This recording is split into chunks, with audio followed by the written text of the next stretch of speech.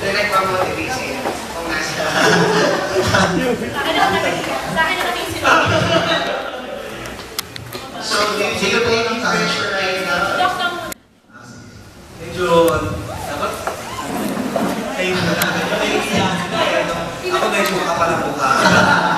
Sabihin ko, sa lahat sa amin dito, ako yung mas interesado na magbibigay sa inyo ng lahat sila meron magandang inspirasyon. Pero mas interesting siguro yung may-share ko sa inyo.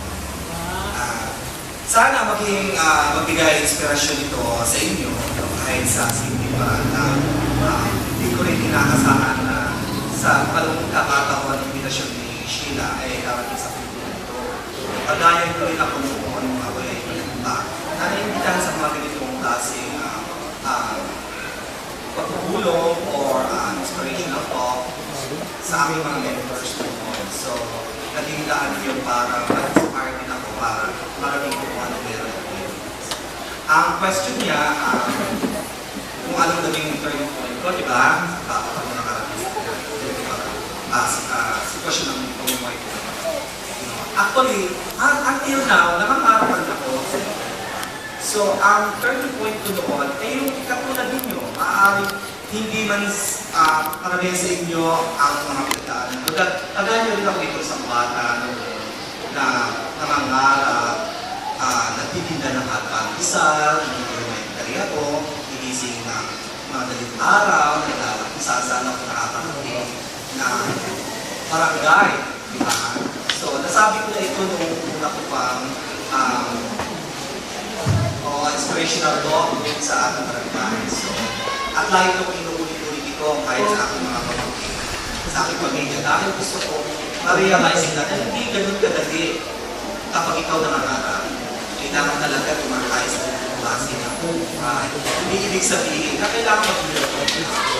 So, wala namang instant na hinawa ka. So, I'm sure na lahat sila dito may pagawin klase hirap na ito. Pero yung sa akin guys, nasabi ko, yung hirap na pinagdaanan ko, yun ang naging susi ko para magsumikap lalo. So, isa na nga yung katulad nyo, mas bata pa ako na siguro, grade 4, grade 5, magsimula ako magpita ng hot-pan-isal. And I'm proud to say na na-experience ko yun. Hindi yun kahit sa itinagin ko sa puso ko na hindi pa nila. Okay? At kinagaling ko yung pahingayin ko, hindi nagigyan na pakiramdam ko.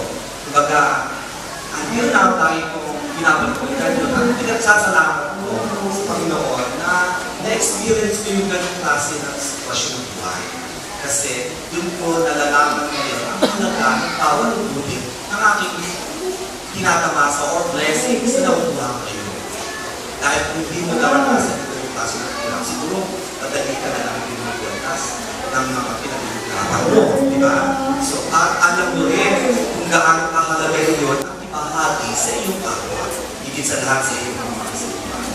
So, ito, hindi lang ito sa unang pagkakataon na tuwa ko. So, marami din sa, hindi lang sa kamuling community, kundi sa ikaw mga batch, at saka sa hotel, na-imbitahan din ako ng mga international organizations sa pag-usapan ng Facebook. And then I express the same thing. So, isa yun sa mga bagay na yun. So, naging maganda yung aking paglaki. Hindi kinahiyaan ng magulang ko. Kung ano yung hirap ng buhay namin noon. At proud ako dahil pinabayaan ako or pinayaan ako ng magulang ko na may experience ko maging sa edad na sa unang edad, naging responsable ako sa ganung klaseng hanap buhay. Kasama rin ako ng ibang mga kaibigan ko dito na ngayon nakikita ko pa rin na kung pagkala ko, siyempre, hindi ko pa rin sila kinakalimutan. No?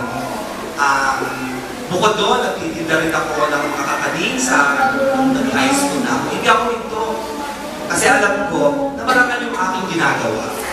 At alam ko rin na nakakatulong ako hindi lang sa sarili ko, kundi sa aking mga magulang.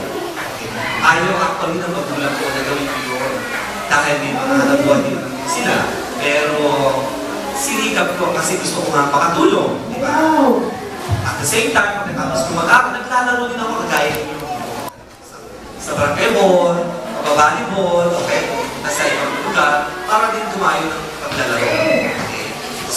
hanggang sa nag-high school ako, patuloy pa rin yun. Nagtitinda pa rin ako ng artisa sa Baling Araw. And at the same time, tutulong kumawag ko ng pagdating sa Balintawa. At bayong-bayong na nakakanin ang dala ko sa high school kahit nasa higher section ako noon. Hindi ko kinahiya. At hanggang ngayon, masaya rin ako yung tahali sa inyo. Na-proud din sila sa batch ko sa high school na kinikilala nila kung ano yung narating ko ngayon.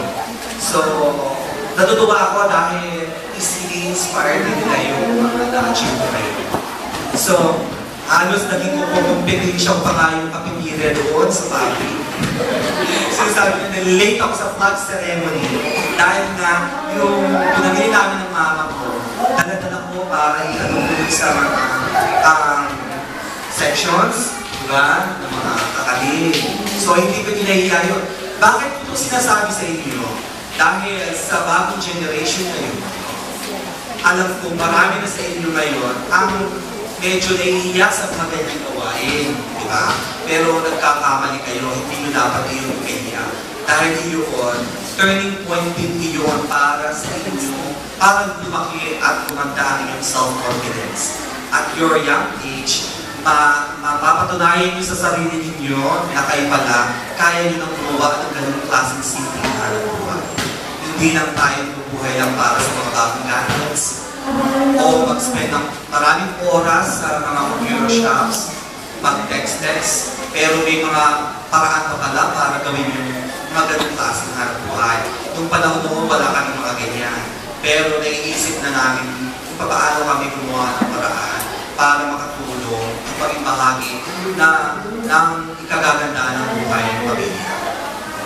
So, lahat yun hindi naging madali sa akin. At patuloy akong gumagawa ng paraan para maibigay ko yung aking tulong sa pamilya ko. Hanggang sa mag-college ako, nakasukat ako sa pabrika, nakasukat ako sa night shift ako. Hanggang sa maibig yung daliri ko ng makina rin. Dahil ka nakakatulong mo pag mapasok. Diba? So, ayun. Yun ang turning point ko.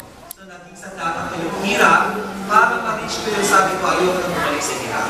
Kailangan gawin ko yung bagay na ma-reach ko yung aking mga at patuloy pa rin ang mga. Thank you so much.